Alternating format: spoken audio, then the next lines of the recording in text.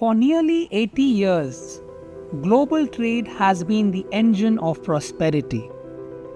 It tied nations together, lifted billions out of poverty, and created an interconnected world. But that era is ending. Trade wars, military conflicts, sanctions, protectionism, and rival economic blocs are reshaping globalization. What once was a system based on growth and cooperation is now shifting towards rivalry and power politics. In this video, we will explore why the era of global free trade is collapsing, how we got to this point, and what comes next.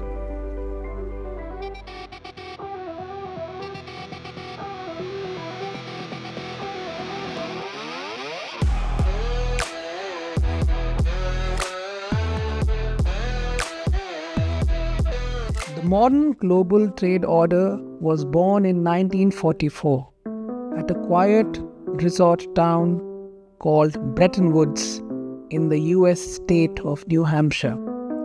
Here, world leaders, scarred by two devastating wars, concluded that economic cooperation was the only way to prevent future conflict.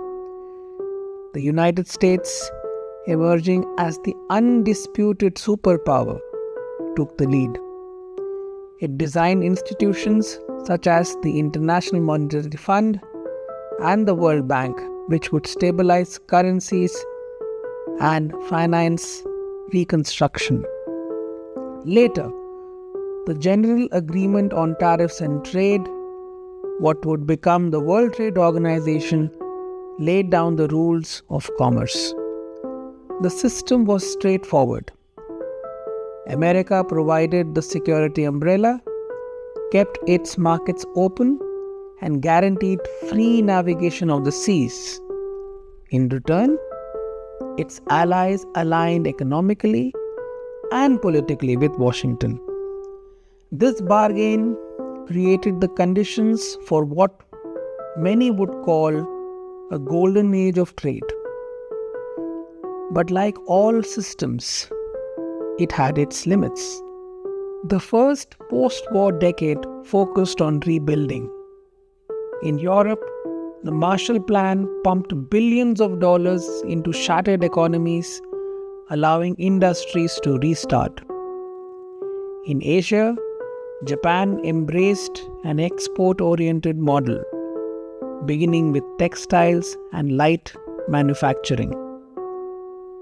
For the United States, whose economy dwarfed the rest, absorbed imports and supplied capital, acting as the anchor of global demand.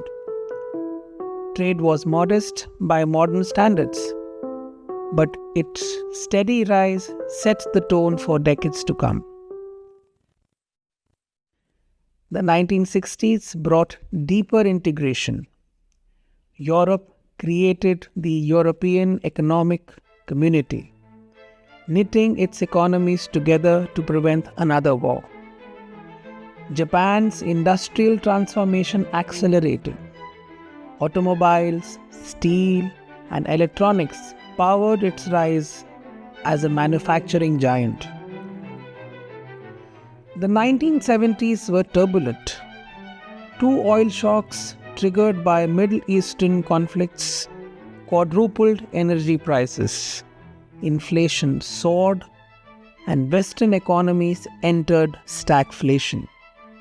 Despite this turmoil, global trade volumes continued to expand, a proof that the system was resilient even under stress. In the 1980s, the world shifted towards deregulation and liberalization. In the United States and Britain, leaders like Ronald Reagan and Margaret Thatcher dismantled trade barriers, privatized industries, and championed free markets.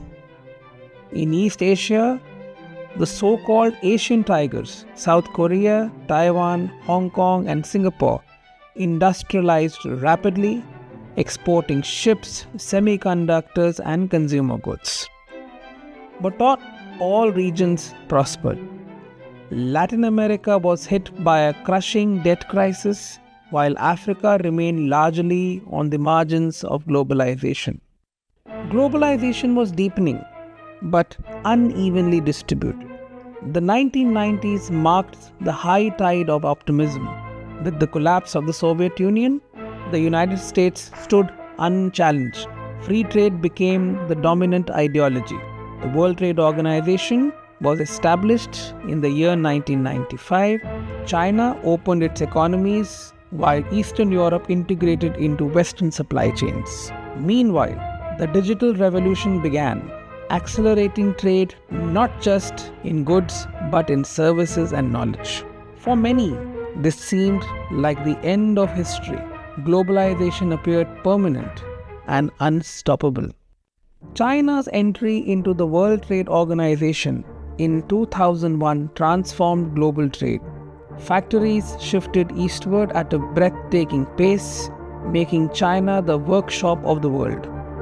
The 2008 financial crisis exposed vulnerabilities in the system. Trade collapsed temporarily, and while volumes recovered, trust in the Western-led order did not. The 2010s were defined by the return of geopolitics. China launched the Belt and Road Initiative, seeking to bind Eurasia into its economic orbit.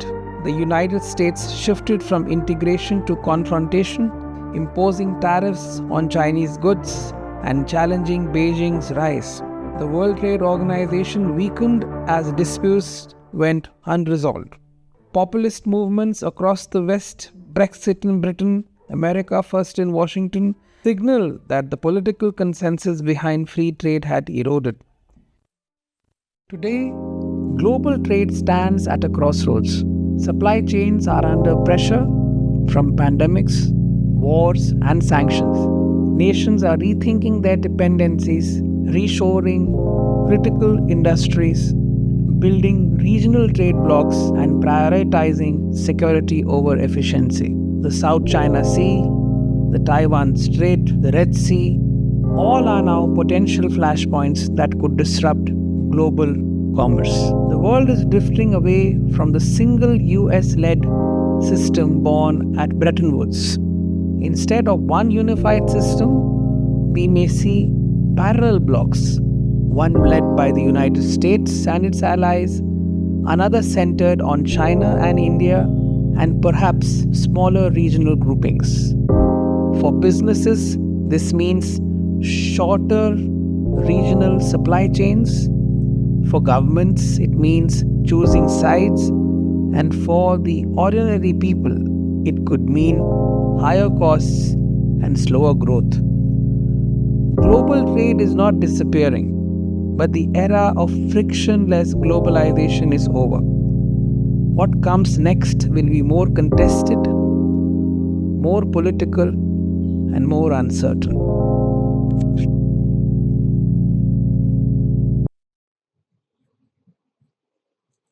If you found this analysis useful, consider liking this video and subscribing to Meridian 77 for more insights on global affairs. Thanks for watching Meridian 77. Don't forget to like, share, and subscribe. It helps us bring you more in-depth analysis of geopolitics and history.